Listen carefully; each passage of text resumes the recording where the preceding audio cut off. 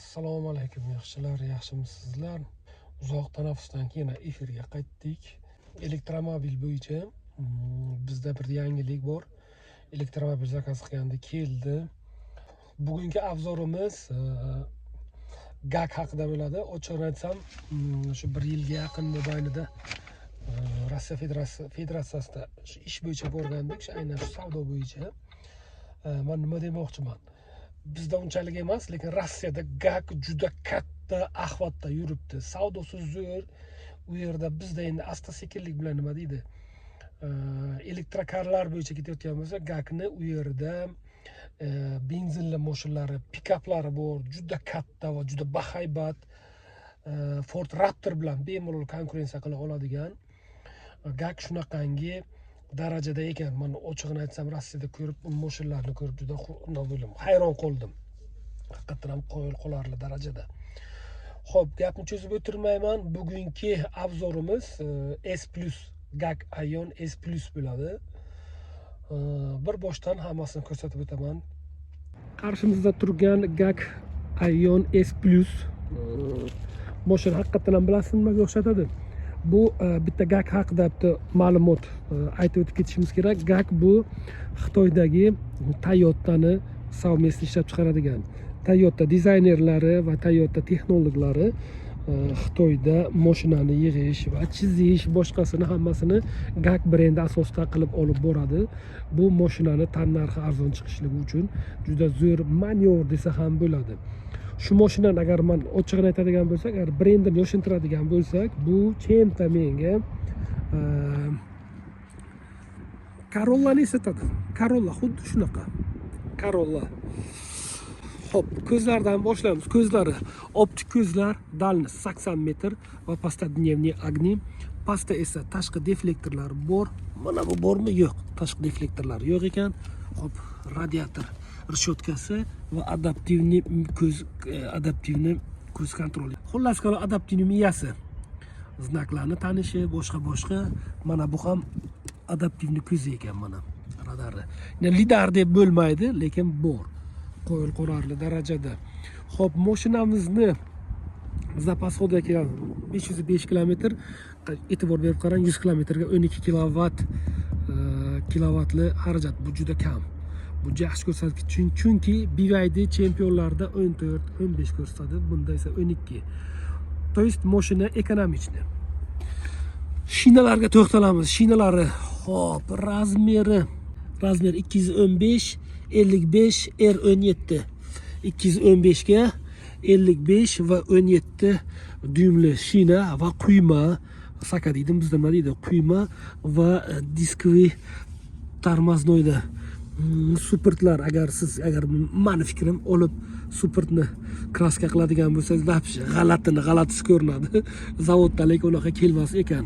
Xo'sh, podkrenniklar plastikda, shumka qilinmagan.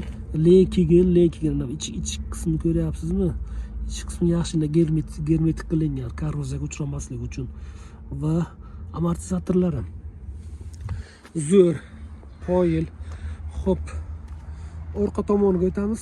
Orqa stoplari hozirgi paytda hech kimga sir emas. Stoplar bitta liniyada chiqadigan bo'lgan. Mana bu yoqdan boshlanadi va oxiriga tugaydi. Qoyil Aion S+. Xo'p, orqada parktroniklar, bagajni ochib ko'rsataman. Bagaj qanchalik keng. Pult yonda bo'lmasa agar yo'q, ochib bo'lmas ekan. Xullas qalin, mashina kalti bo'lmaganligi uchun bagajni ochishga bermadi. Zo'r zashita, qo'yil qolarli darajada. Tomi panorama luki bilan birga. Xo'p, mashinamiz aytib o'tganimdek 100% elektrda. Elektr bo'lganligi uchun mana bu yerda zaryadlash porti bor. Bitta mana bu damashni uydan to'ldirishingiz mumkin. Bu yoqda esa stansiyadan. Firdavsda shu bagajini ochaylik. Orqa bagaj. Ochmadi. Xo'p, bagaj. Mana e'tibor berib qarang, zavodskoy poliklari bilan kelibdi. Eva poliklari. Zo'r narsa. Xo'p, agar bagajni litrajga olib qaraydigan bo'lsak, где-то 450 litr bor. Manda ichinodan bemalol 2 kishi sig'adi. Ichlari обшивка qilingan. Qarang, zo'r обшивка qilingan va bu yoqlari ham обшивка qilingan. Bu juda yaxshi albatta. Bu yaxshi e'tibor. Mashinaga nisbatan e'tibor. Ichiga kiramiz. Eshigimiz yengil emas va og'ir ham emas, lekin eng yaxshisi eshik qalin. Shunisiga e'tibor beramiz. Xo'p, eshigimizni обшивкалari plastik. Mana bu yo'q, koja, rasobitda.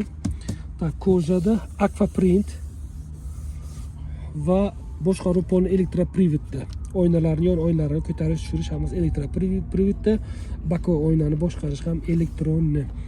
O'rindiqlar koja va velurni. Mana bu yo'llar velur qilingan, bu yo'llar esa koja. Strochkalar tabiiy tikilgan. Obmanka emas. O'tiramiz. Ya bismillah. Xo'p, har doimgidek torpedamiz 2 sloyni deydi, bir qism va 2 qismdan iborat. Bu yoq plastik, bu yoq esa yumshoq koja qilingan. Koja bilan plastik qilingan, bu yoq ham koja. Xo'p, havo deflektorlar 4 ta 1, 2, 3, 4 hamma joyda standartni va bizni eng lol qoldiradigan mana shu monitor bo'ladi. Monitorimiz hozir ko'ramiz. Bu nimada, Androiddami yo'qmi? Tak. Yo'q. Androidda emas, lekin bu yerda siz uchun kerakli bo'lgan hamma narsa bor. Alloh alam, hozir programmistlar bunga YouTube'ni ustolovka qilib biladi, chunki bu pozolayat qiladi. Android qila olishadi. Va bu yerda esa mashina boshqaradigan zapas xodlarni ko'rsatadigan pribor va bu yerdagi общий maksimalni skors va o'rtada monitori bo'ladi. Mana bu yerda qancha zapas xod qolganligi hammasini ko'rsatib o'tib ketadi. Rulimiz kojadan juda ixcham, e'tibor berib qarang. Menga hozir ayni ko'p yoqadigan hozir rullarning pasti, mana Mersdan olingan rul menga juda yoqadi. Va rul multirul, hozir ko'ramiz bu qanaqangi pozitsiyada ishlaydi. Pas, baland. Yo'q, kirib chiqmasa, ikkita pas baland, ikkita rejimda ishlaydi. Bagajni ochadigan nuqtamiz va oynani, farani baland-past qiladigan mana shu yerda pribor bor ekan. Xo'p, avarinka o'rtada juda qulay va bu yerda koja. Mana bu ham koja. O'rtada kalit, o'rtada беспроводной zaryadnik ishlaydi bor va pastda nisha. Nisha menimcha qanaqangidir sumkami bo'lmani qo'yish uchun-da bu. Shu uchun. Pedalni bosganga yonda 97 km zapas xodi bor ekan. Xo'p, o'rtada telefon qo'yadigan ikkita karmashkasi bor va mana bu podstakanlik. Ana shu podstakanlik aynan Corolla'niki. Corolla'da ham xuddi shunaqa podstakanlik. Bardak. Hech narsa qoplanmagan bardagimiz, oddiygina. Ko'z oylanadigan joy va panoramaton. Luklik yarmisi va shtorkasi bilan birga. Ochiq aytadigan bo'lsak, men shtorkali narsani juda hurmat qilaman va yaxshi ko'raman. O'rtada esa podlokotnik ichida zapasli kalit va hech qanday bularda xolodilnik bo'lmaydi. Xullas kalom, mashinamiz shunaqa. Mashina korobkasiga to'xtaladigan bo'lsa, korobka peredachasi mana bu yerdan.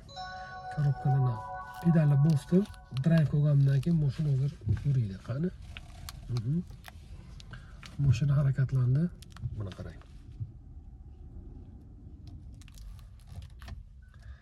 Zadniga olamiz. Zadniga olgan payt avtomatik orqa kamera ishlaydi. Bitta narsani aytib o'tib ketishimiz kerak. Gaklarda mashinani korobkasi bo'yicha va ularning ichidagi elektr оборудованиялар ishlashi bo'yicha muammo yo'q. Zo'r bo'lsa borki, lekin ularda boshqa xil muammo uchratganimiz yo'q. Xo'p, rulni aytib o'tib ketdim. Bu yerda menyuni boshqarasiz, bu yerda esa multimediani boshqarasiz. Telefon bo'lib qolgan paytda telefonga olib javob berishingiz ham mumkin.